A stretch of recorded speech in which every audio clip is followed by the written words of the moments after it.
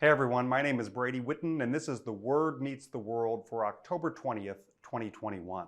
So this week, teachers and civil rights groups sued the state of Oklahoma in a bid to overturn the state's ban on critical race theory, a theory and term that has gained prominence amidst the national debate about race in America. Several states such as Arkansas, Idaho, Oklahoma, and Florida have banned the theory in public schools because opponents believe that it is leftist propaganda that teaches a false view of American history.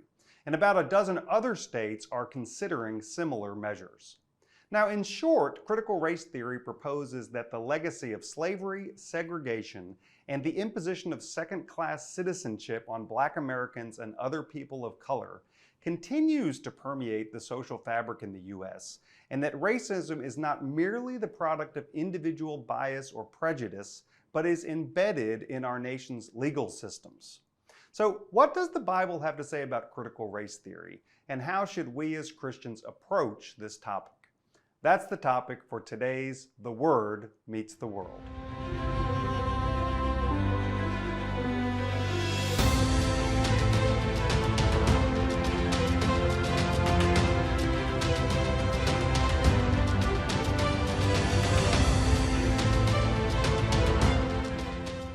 So the term critical race theory was coined around 30 years ago by Professor Kimberly Crenshaw, who currently teaches law at Columbia and at UCLA. And critical race theory proposes that race is a social construct and that racism is not merely the product of individual bias or prejudice, but it's also something embedded in the legal systems and policies of our nation. So in 1944, for example, the GI Bill was enacted to help veterans returning from service overseas. And the bill was intended to help vets with college tuition, with low-cost home loans, and with unemployment insurance. But the way the bill that was implemented allowed states to determine who the benefits were extended to, and it was not extended equally to both white and Black veterans. So in 1947 in Mississippi, for example, only 2 of the more than 3,200 VA guaranteed home loans went to Black borrowers.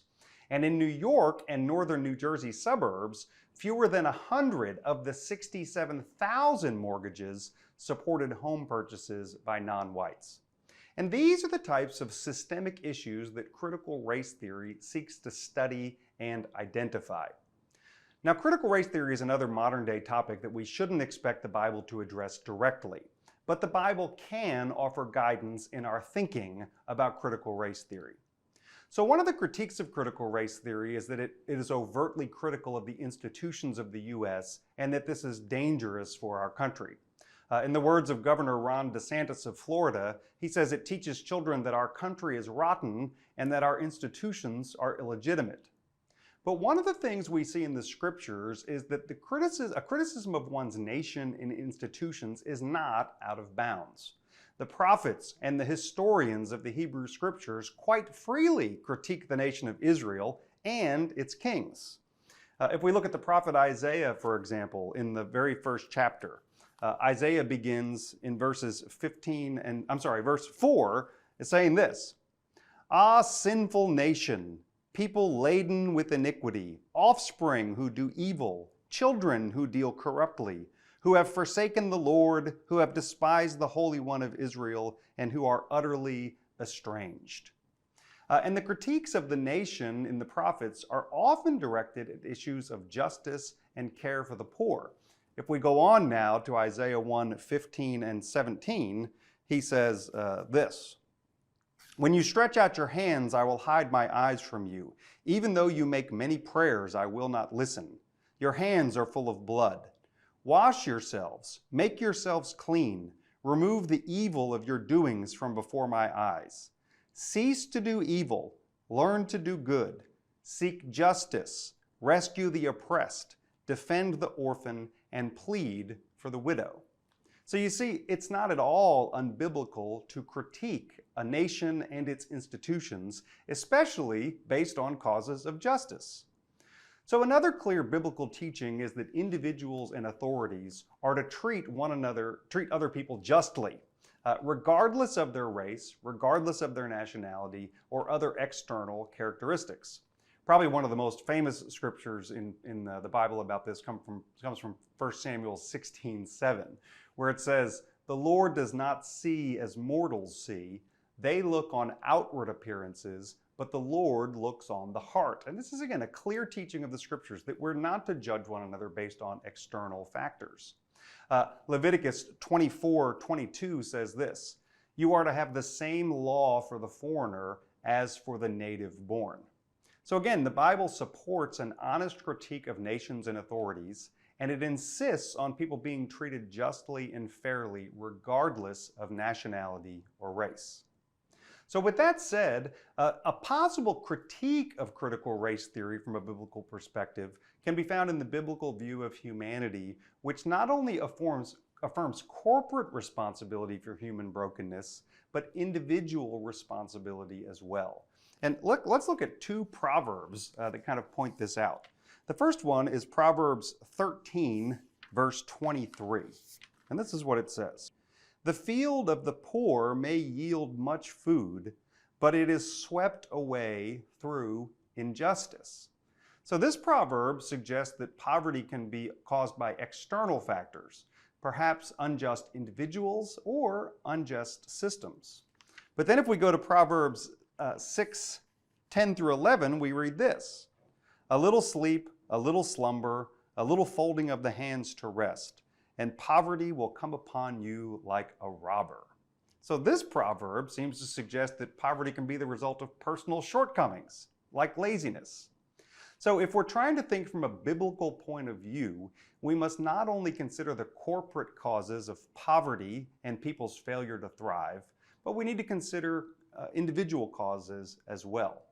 But let's be clear, despite what some suggest, the Bible does not say that poverty and a failure to thrive are the fault of the individual alone. It's not all about personal responsibility. So one last thing. Another theme found throughout the Bible is that while we are not to show partiality in the administration of justice, we are to have special concern for those who are in the margins of society. And here, let's turn to Proverbs 31, verses 8 through 9. It says this, "Speak out for those who cannot speak for the rights of all the destitute. Speak out, judge righteously, defend the rights of the poor and the needy."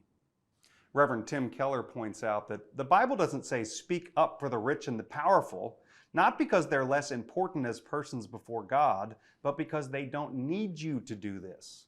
The playing field is not level, and if we don't advocate for the poor, there will not be equality.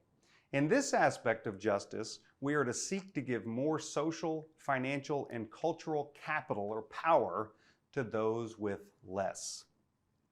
So the debate about race and racism, both individual and systemic in the U.S., is another topic that's become hyper-politicized.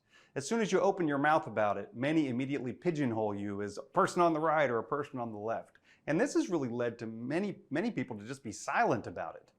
But as Christians, the biblical mandate is clear. We cannot be silent in the face of injustice. And we can't just ignore the cries of our neighbors. Black people and other people of color in our nation are telling us that one of the reasons they're hurting and struggling is because of the legacy of slavery, segregation, and the imposition of second-class citizenship on Black Americans and other people of color. If raising awareness and studying these things will help, then I say, let's study them. What does the Bible have to say about critical race theory? First of all, it's okay to critique one's nations and institutions if the purpose is seeking greater justice and morality. Second, we're called to treat one another justly regardless of nationality, race, or our position in society. Properly understood, the problem of poverty and lack of human flourishing is both a corporate and an individual problem.